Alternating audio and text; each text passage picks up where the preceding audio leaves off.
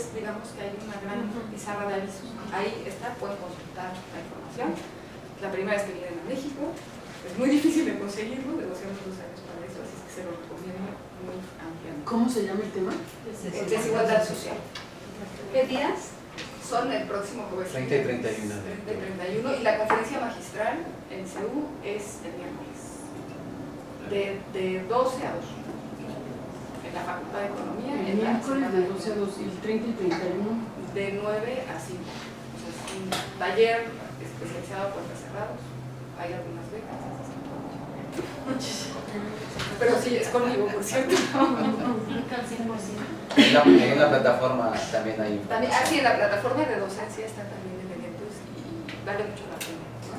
Entonces, si les interesa, así como al buen Mario, que se especializa en esos temas, como parte de su formación en trabajo social, pues, pero bueno, ahora sí, regresando, me distrajo el teléfono, pero creo que vale la pena de todas maneras enfatizarlo porque son excelentes ponentes. Los tipos de investigación por su temporalidad. Ok. ¿Cuál es la dimensión cronológica? ¿Qué estamos estudiando? ¿No?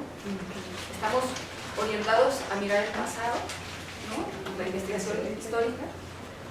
Estamos orientados a mirar el presente, el hoy. Estamos tratando de hacer investigación que describa lo que estamos experienciando, o estamos orientados hacia el futuro. Y ahí, en lugar de experienciar, es más bien experimentar, ¿no? Vamos a generar diferentes hipótesis y modelos. ¿Cuáles son los grandes ejes en los que se configura esto? Todo esto son ideas, no creo que se lo tengan que aprender. Yo no hago el examen, por cierto, lo siento. Yo les estoy dando así muchísima información, pero tampoco tengo ningún problema en pasar las diapos. Lo que me interesa es que ¿cómo es? Como hacer un gran recuento, una gran visión panorámica para irnos situando, ¿no? Justamente en este entrecruce de ciencias sociales, por ahí va. También podría ponerme a explicarles que la sociología es esta y la antropología, pero en realidad hay tantos ejes en común, no tantos puentes que pues más bien estamos con estos. En términos de, y esto se los digo porque es como te prueba, y ya no tan buenísimo, pero es más bien irse con el panorama general de qué es lo importante y ya platicaremos. Si me permite dar retroalimentación aquí de las preguntas, pues hacerlo más bien de manera más amplia para ver qué entendieron y qué comprendieron, que así, pregunta estas de solo hay una respuesta válida y es esta, se acabó, cuál es la clasificación de tal o tal, pues no, o sea, necesitamos apropiarnos de nuestras formas de concebir la ciencia y la salud, ¿no? Entonces, en la parte de la temporalidad nos vamos a dos grandes ejes.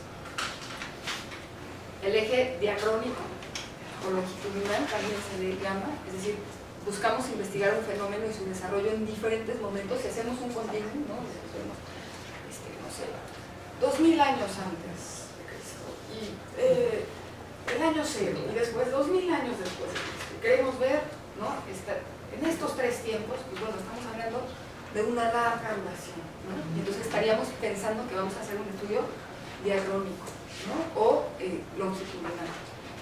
Pero por otra parte, digo, creo que no podemos ser tan ambiciosos, pero depende de qué tipo de tema de investigación, ¿no? Pero bueno, puede ser, no sé, se me ocurre, ¿no?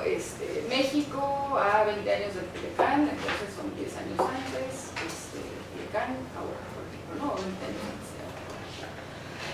Y sincrónico, por otra parte, estamos pensando ya no a lo largo de un continuum, sino de manera transversal, más bien para ubicarnos gráficamente, es decir, estudiamos fenómenos diversos e interrelacionados en un mismo momento, o sea, que ocurren simultáneamente.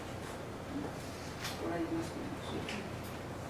Es sencillo, ¿no? Como distinción, pero a veces no nos paramos a pensarlo, ¿no? De esa manera, y entonces, ¿dónde están los tiempos del tiempo en nuestros estudios y en nuestras investigaciones? Les tapo a algunos porque estoy sentada aquí, pero de pronto ya me cansé de estar caminando. Ahorita me vuelvo a parar y vuelvo a caminar y soy así un poco peripatética, pero pues no. También hay que pensar en la temporalidad del objeto de estudio, no nada más de nuestra mirada de investigación. Y entonces, podemos pensar en que se obtiene información, el dato respecto al objeto de estudio una sola vez, es decir, en un momento específico. Yo voy y hago una entrevista, por ejemplo, ¿no? o transicionar. Diversas ocasiones, también longitudinalmente, vamos a hacer una serie de entrevistas. Si pensamos en la terapia, por ejemplo, pues no podemos pensarla en solo una ocasión, ¿no? Sino también esa posibilidad, ¿no? Longitudinal de acercarnos, y en este caso decimos al objeto, pero bueno, realmente también al sujeto de investigación, digamos. En diferentes ocasiones vamos enriqueciendo también la mirada, porque lo vamos interpretando. Pero bueno, tiene que ver también con las posibilidades, ¿no? A todos nos gustaría ir cada mes a Colombia a seguir esas entrevistas que hizo, y de pronto no es tan sencillo, ¿no? Pero bueno, también hay las tecnologías nos ayudan, como es su caso. Y bueno, ojo, tiempo como recurso y limitación en la investigación también, ¿no? Es algo que nos ayuda, pero bueno, también no podemos investigar un mismo tema todo el tiempo, porque el tema, el objeto, el sujeto cambia y se transforma, ¿no? Entonces pues tenemos que hacer un corte de tiempo. El tiempo nos ayuda, pero también nos limita en nuestra investigación. Hasta acá, antes de entrar al nivel, ¿tenemos alguna duda?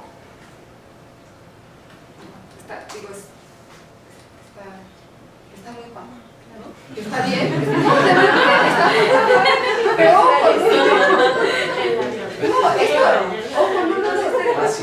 no lo tomen a la ligera, en el sentido de que es muy fácil de entender, pero muchas veces es tan obvio que no nos ponemos a pensar en eso.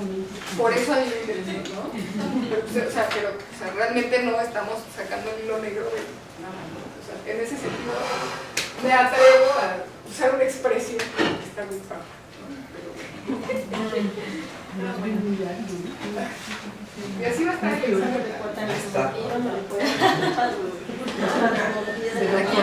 Digo, para ejercicio para bajar la ansiedad, tienen, ¿no? dos colegas que ya pasaron por ahí. ¿Qué está más, papá? ¿Hacer el examen de ingreso o hacer sus proyectos de investigación y sus tesis? El examen. ¿Cómo se asume usted? Estoy convencida entonces, si Mario tuvo la habilidad de pasarlo, pues los empodera. Todos ustedes van a tener la capacidad de hacer. Además, Fernando, él tiene la misma formación que tú. Informática. Pásale el examen. Para que no lo pase. Ojo, les cuento que los exámenes cambian, porque yo el año pasado estuve ahí sentada tomando todo el propedéutico con ellos, y ahora estoy aquí al frente de ustedes. Yo el año pasado impartía en CEU, pero no impartía aquí. Esperemos el año entrante estar ahí sentados entonces. Así es. Exactamente. Punto extra. Pero bueno, otra cosa que quería mencionar en relación con este punto que acaban de sacar es que yo creo que otra de las cosas que es tan enriquecedora del trabajo social como disciplina es justo esta diversidad de formaciones más les enriquece. Entonces hay que también tomar este punto de partida y no decir, sí, pero es que si yo sé, si yo no sé, ok, se puede aprender. Pero este diálogo multitrans e interdisciplinario les va a llevar a muchísima riqueza, muchísima profundidad, ¿no? Y ya de entrada, o sea, yo el año pasado que hice, para no regresar a mis términos así más cantinflescos, que hice el propedéutico, aún así salí muy enriquecido, como creo que todos los que participamos. En términos de profundidad, ¿no? Estamos en los tipos de investigación por su nivel, ¿no? Tenemos, por una parte, la exploratoria. Les recuerdo, todos estos son como tipos ideales en realidad. El rompecabezas es mucho más dinámico, ¿no? El teolograma, ¿no? Pero bueno, exploratoria, descriptiva, explicativa, pronosticadora, de diseño, de desarrollo, fundamental, orientada o fundamental, y ahorita los vamos a ver. Exploratoria, ¿ok? Buscamos una aproximación. Estamos explorando, ¿no? Si no han tenido ustedes todavía contacto directo con la disciplina de trabajo social, pues ahorita están justo acá, ¿no? Explorando, ¿no? Descriptiva, dar a conocer situaciones, costumbres y actitudes a través de una descripción de personas, grupos sociales, actividades, objetos, procesos o incluso su interrelación. Esto es muy importante porque muchas veces decimos, es que es una investigación descriptiva, ¿no? Y entonces de pronto la tachan y dicen, no, es que esta tesis de maestría no pasa porque es lo descriptivo. Muy sencilla.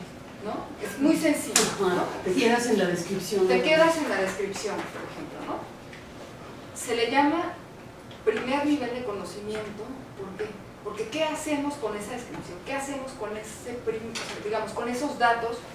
No es un primer acercamiento exploratorio, podemos tener, no sé, ¿no? Lo que yo les digo, hay etnografías de 5 años, de 10 años, o sea, son descripciones muy detalladas, pero no pasan, digamos, a este segundo nivel, así llamado segundo nivel de conocimiento, que sería el explicativo, es decir, cómo empezamos a buscar algún tipo de generalizaciones, ¿no? De supuestos, de fundamentar, de hacer teoría en relación con estas descripciones, con esto que encontramos, para formular, pues bueno, desde conceptos hasta principios o, ¿no? En términos así muy positivos de la ciencia, leyes, ¿no?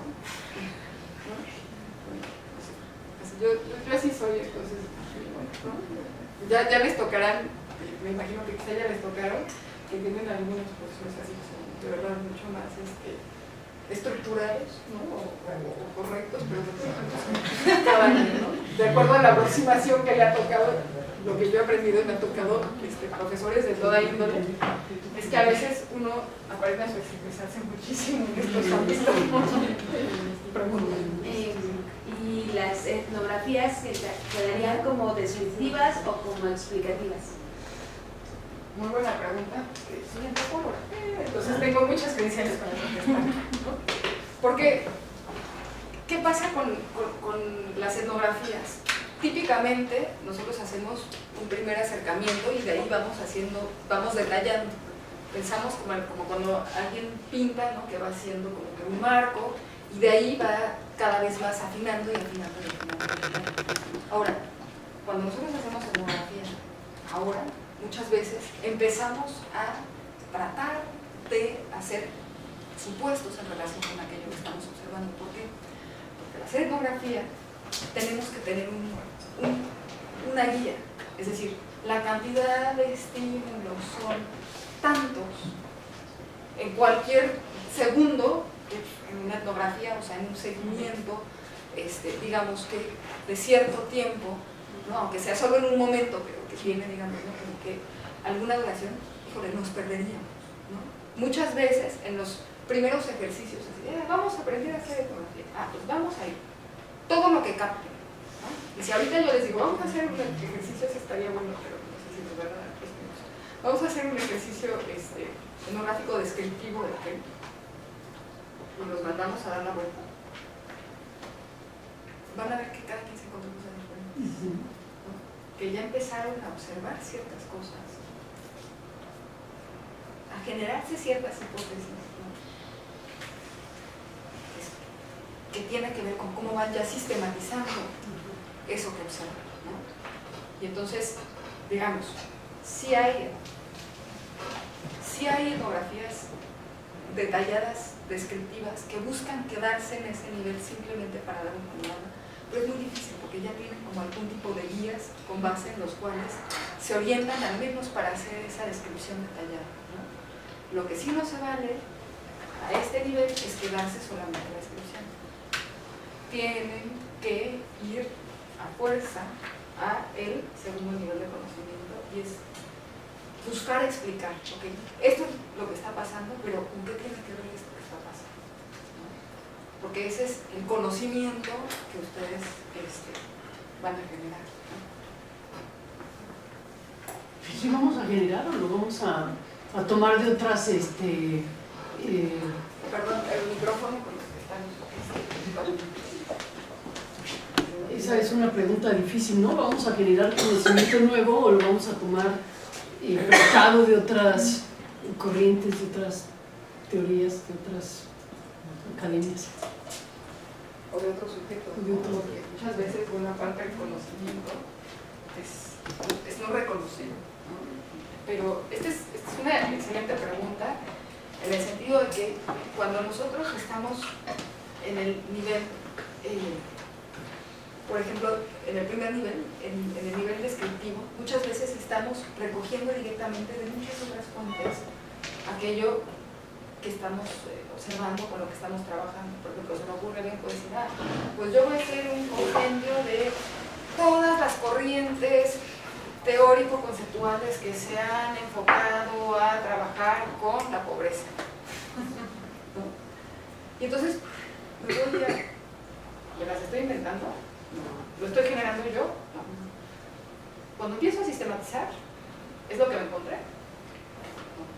Ya estoy yo haciendo en relación con ese mundo de conocimiento. Ahora, dicen, esto es tocas un punto que nos llevaría como a la ética de la investigación y que también es súper importante, ¿no? Porque muchas veces, como teníamos como esta visión de que quien hacía ciencia era solamente quien tenía las credenciales para hacer ciencia, ¿no? Entonces, o sea, ¿qué pasa ahora? Bueno, yo hago la patente y entonces, a ver, yo generé el maíz a lo largo de no sé cuántos años. Pero Monsanto lo patentó. Pero si yo tengo la capacidad de hacer una pequeña deflación y entonces ya es mío, es lo propio. O sea, digo, es un ejemplo así como más choteador y más político, pero que me lleva al fondo de este proceso.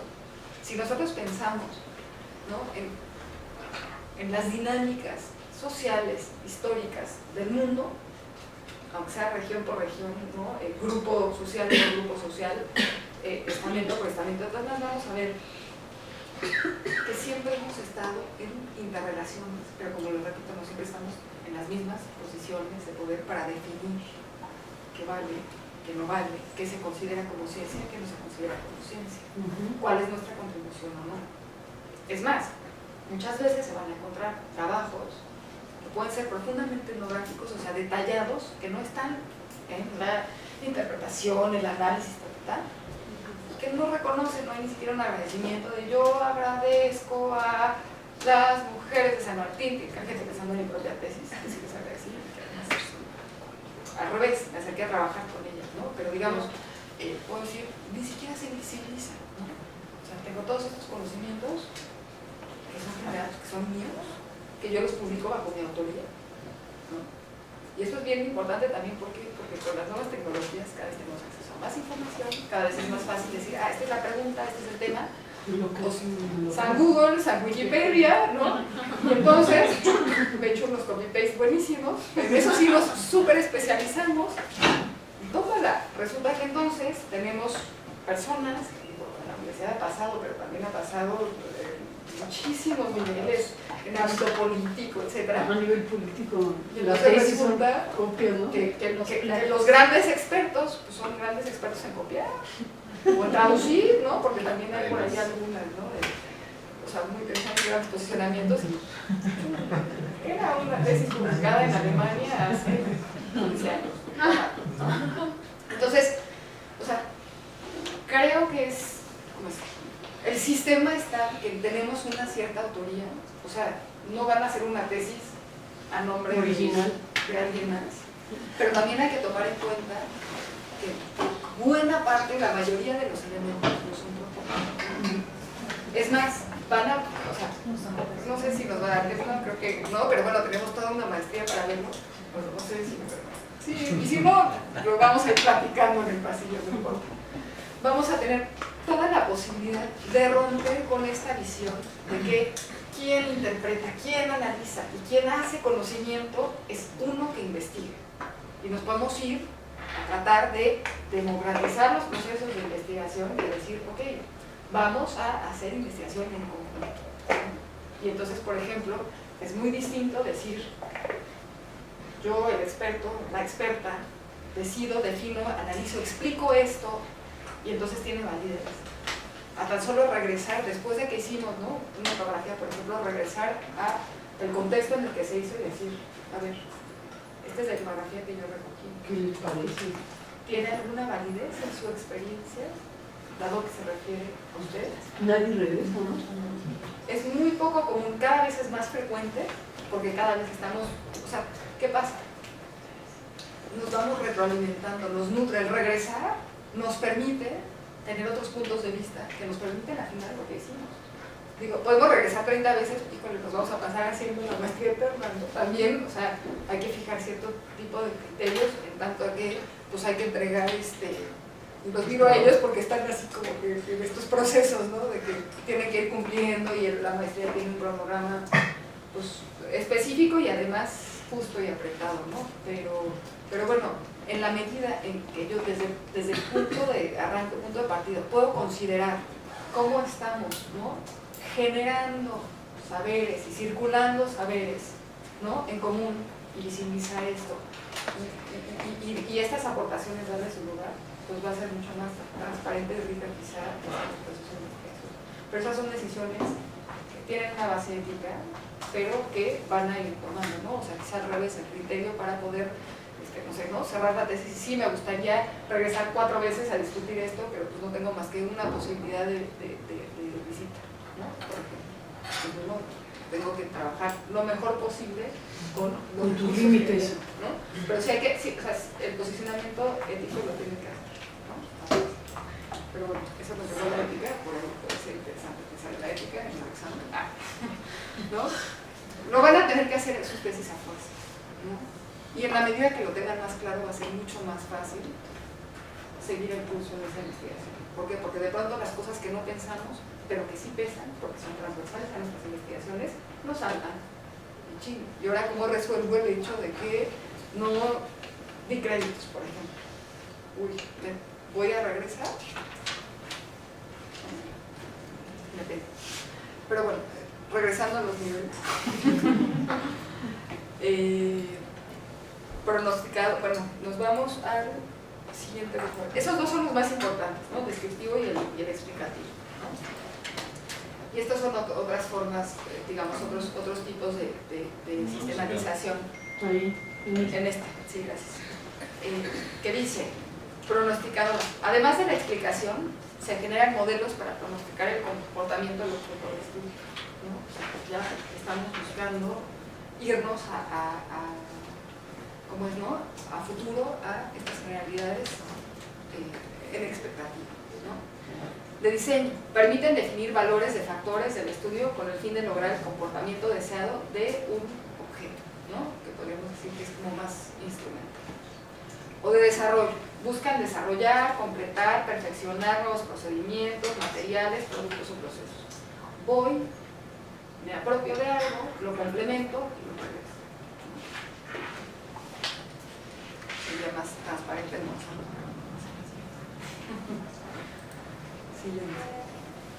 Fundamentada, orientada, tiene que ver con problemas de investigación cuya vinculación a la práctica es indirecta y no tiene necesariamente una aplicación inmediata. O fundamental, se lleva a cabo con el fin de buscar y establecer nuevos conocimientos, si bien no precisa su relación con problemas prácticos. O sea, yo me voy a meter conceptual y teóricamente a desarrollar un análisis, por ejemplo.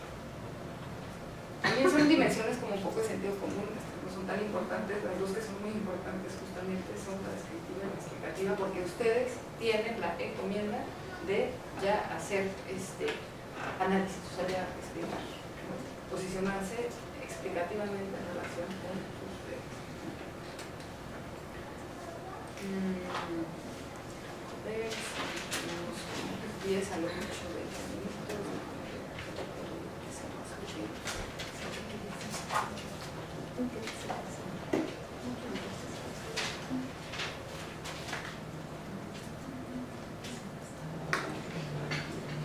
Hasta aquí hay una duda, por cierto.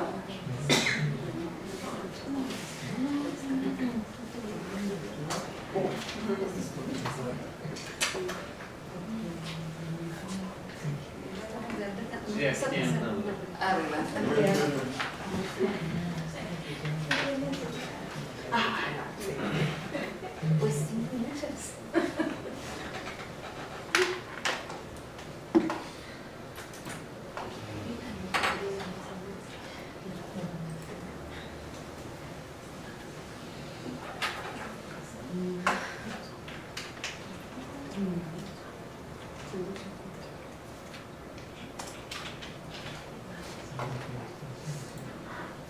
No sé, estoy hecha un rollo.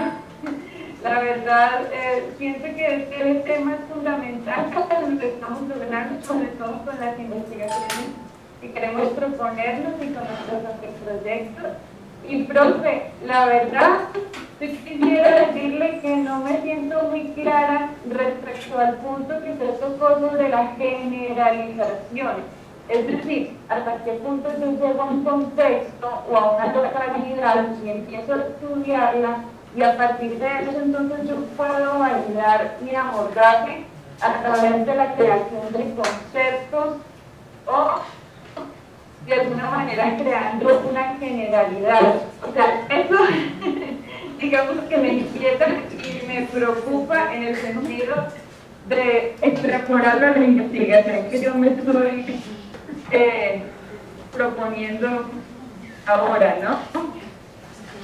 Sobre la educación escolar. No sé, como que quisiera que me explicara un poco más sobre la validez de la investigación que uno puede llegar a proponer o a realizar. Perfecto, súper.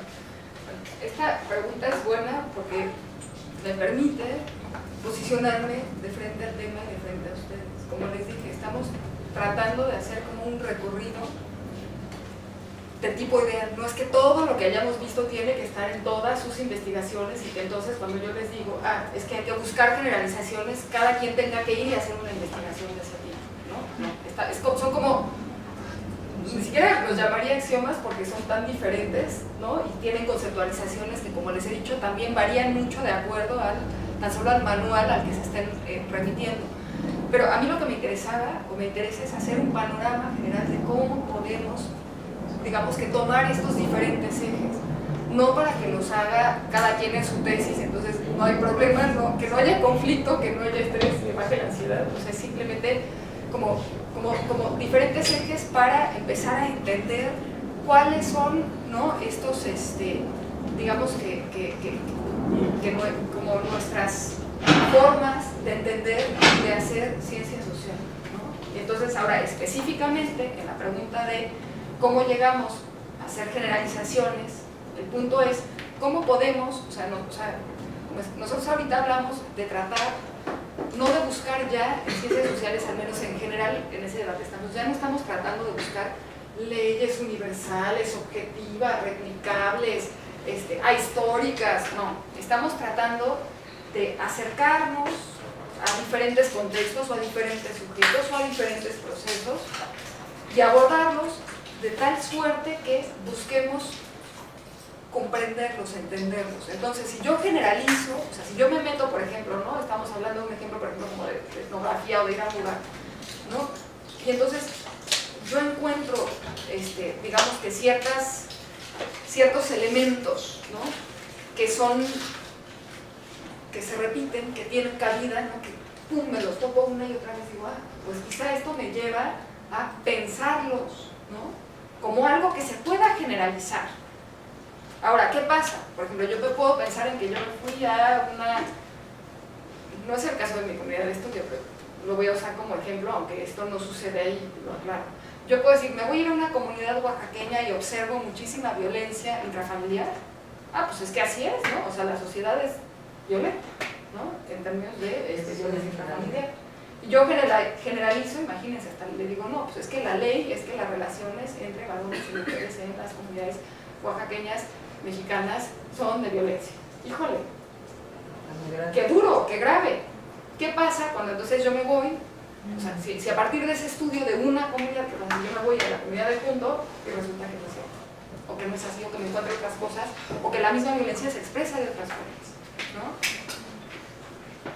Eso es, o sea, ese es como parte de este cuidado, porque cada vez más hablamos que lo que nos interesa es asir la realidad de la manera que podamos, desde los lentes que podamos, entre más claros los tengamos, desde dónde estamos mirando la realidad social, más fácil va a ser ubicarnos, pero de ahí estamos haciendo aproximaciones y queremos explicar lo que tenemos frente a nosotros, lo que estamos tratando de interpretar, porque también ya estamos en este paradigma en el cual pues, siempre estamos interpretando. O O sea, ya no estamos frente a una realidad tal o a una esencia tal, al menos no tenemos forma de asirla, ¿no? Siempre estamos intersubjetivamente tratando de construir conocimientos, ¿no?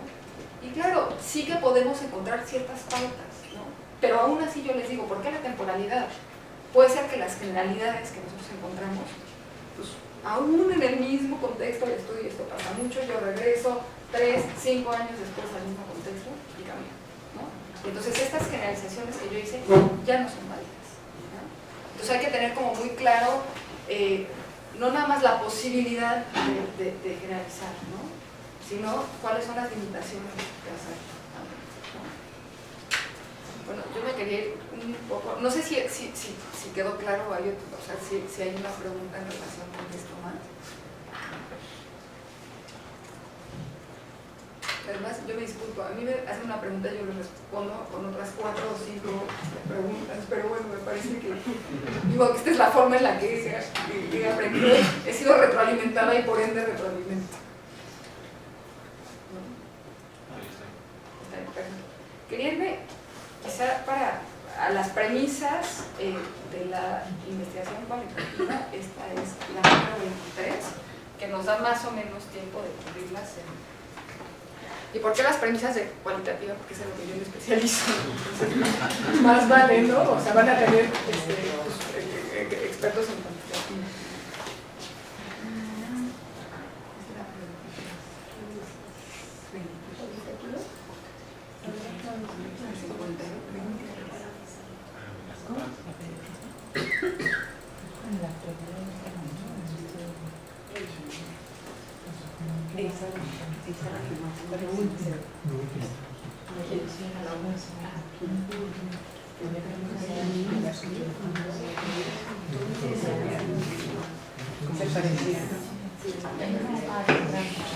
Algunas de las premisas de investigación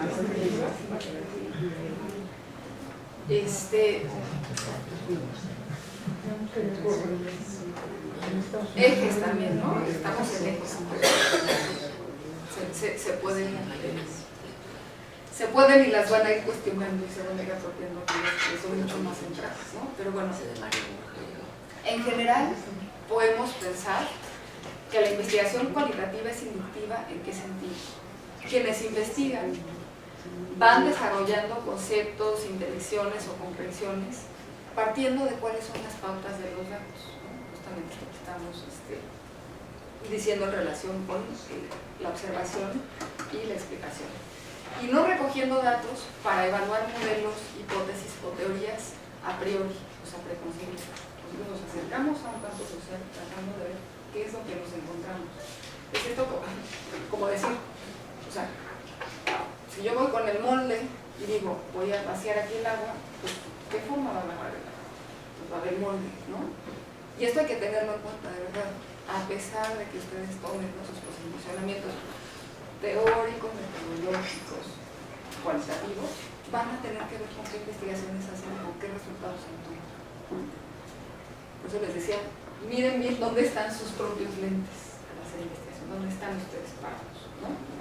Pero en general nosotros sí buscamos en lo cualitativo tener más apertura, ¿no? O sea, no es voy a aplicar este modelo que ya tengo a un contexto X, sino más bien voy a ir a un contexto X para ver qué me encuentro, y ya de ahí cómo lo puedo sistematizar. En la metodología cualitativa, quien investiga ve al escenario y a las personas en una perspectiva holística. Esto es muy importante, porque estamos pensando como, ¿se acuerdan cuando les decía lo de los niveles? Les decía, acuérdense, estos son como tipos ideales porque en realidad van a ver que son interrelaciones y que lo social los atraviesa a todos, ¿no? Pero la mirada que yo puedo tener es mucho más completa. Si miro cada uno de estos y sus interrelaciones, ¿no?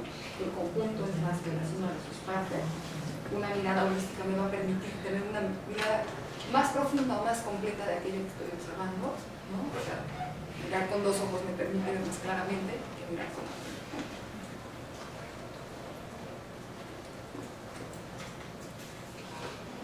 Las y los investigadores cualitativos son sensibles a los efectos que ellos mismos causan sobre las personas que no son objeto de su estudio y su contexto.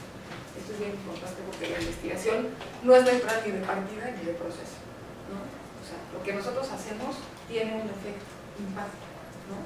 Y en la medida que nosotros empecemos a pensar cómo impacta, va a ser más fácil tener un posicionamiento, o sea, regresando a la ética, ¿no? Va a ser mucho más fácil decir, ok, el efecto es este y lo que he pensado o incluso las acciones que tengo en relación con este efecto son tales o cuales, ¿no? En el caso ya específico de los temas pues, de cada uno, ¿no?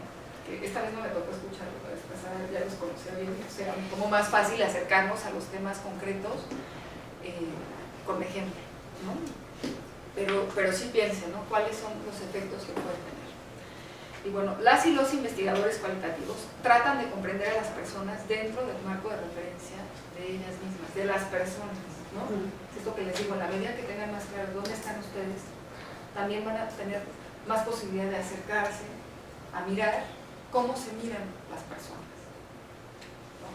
Y esto es bien importante porque es esto que les decía, no, pues es que el ejemplo que les había dicho, ¿no? La sociedad está, oye, espérate, ¿y quién la está mirando? ¿Y cómo cambia de acuerdo según quién la mira? ¿No? ¿Cómo la mira? ¿Cómo la mira? ¿No? ¿Con qué finalidad la mira? ¿Cómo para ti? O sea, ¿para qué? No es lo mismo hacer investigación de la maestría de trabajo social del CRIM que hacer investigación en Mozambique. Que si te pagan ellos.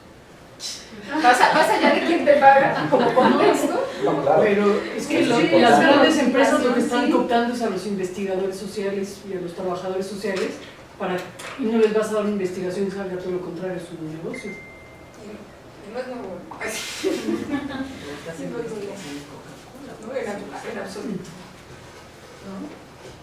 Pero esto es muy importante, ¿no? Y acercarse, o sea, es siempre una aproximación. En la plataforma también hay También, sí, en la plataforma de docencia está también de eventos y vale mucho la pena, ¿no?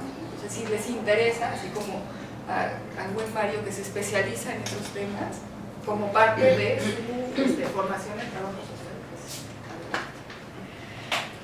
pero bueno, ahora sí, regresando, como decía, me distrajo el teléfono, pero creo que vale la pena de todas maneras enfatizarlo porque son excelentes ponentes. Los tipos de investigación por su temporalidad. Ok. ¿Cuál es la dimensión cronológica? ¿Qué estamos estudiando? ¿No? Estamos orientados a mirar el pasado, ¿no? La investigación histórica. Entonces, en la parte de la temporalidad nos vamos a dos grandes ejes. El eje diacrónico o longitudinal también se le llama, es decir, buscamos investigar un fenómeno y su desarrollo en diferentes momentos y hacemos un continuum, ¿no? No sé, 2000 años antes de Cristo y el año cero y después 2000 años después de Cristo. Queremos ver, ¿no? En estos tres tiempos, pues bueno, estamos hablando de una larga duración, ¿no? Y entonces estaríamos pensando que vamos a hacer un estudio diacrónico, ¿no? O longitudinal. Pero por otra parte, digo, creo que no podemos ser tan ambiciosos, pero depende de qué tipo de tema de investigación, ¿no? Pero bueno, justamente en este entrecruce de ciencias sociales, por ahí va. También podría ponerme a explicarles que la sociología es esto y la antropología, pero en realidad hay tantos ejes en común, o tantos puentes que pues más bien estamos con estos. En términos de, y esto se los digo porque es como te prueba, y ya no tan buenísimo, pero es más bien irse con el panorama general de qué es lo importante y ya platicaremos. Si me permite dar retroalimentación a nivel de las preguntas, pues hacerlo más bien de manera más amplia para ver qué entendieron y qué comprendieron, que así, pregunta estas de solo hay una respuesta válida y es esta, se acabó, ¿cuál es la clasificación de tal o tal? Pues no, o sea, necesitamos apropiarnos de nuestras formas de concebir la ciencia y la salud, ¿no? Orientados a mirar el presente, el hoy. Estamos tratando de hacer investigación que describa lo que estamos experienciando o estamos orientados hacia el futuro. Y ahí en lugar de experienciar es más bien experimental, ¿no? Vamos a generar diferentes hipótesis y modelos. ¿Cuáles son los grandes ejes en los que se configura esto? Todo esto son ideas, no creo que se lo tengan que aprender. Yo no hago el examen, por cierto, lo siento, yo les estoy dando así muchísima información, pero tampoco tengo ningún problema en pasar las diapos. Lo que me interesa es que si, ¿cómo es? como hacer un gran recuento, una gran visión panorámica para irnos situando, ¿no? Pues digamos que hay una gran pizarra de avisos. Ahí está, pueden consultar la información. La primera vez que vienen a México, es muy difícil de conseguirlo, negociamos 2 años para eso, así que se lo recomiendo muy ampliamente. ¿Cómo se llama el tema? Desigualdad social. ¿Qué días? Son el próximo jueves 30 y 31. 30 y 31, y la conferencia magistral en CEU es el miércoles, de 12 a 2, en la Facultad de Economía. El miércoles de 12 a 2 y el 30 y 31. De 9 a 5. O sea, es un taller especializado a puertas cerradas. Hay algunas becas. Pero sí, es conmigo, por cierto. Al 100%.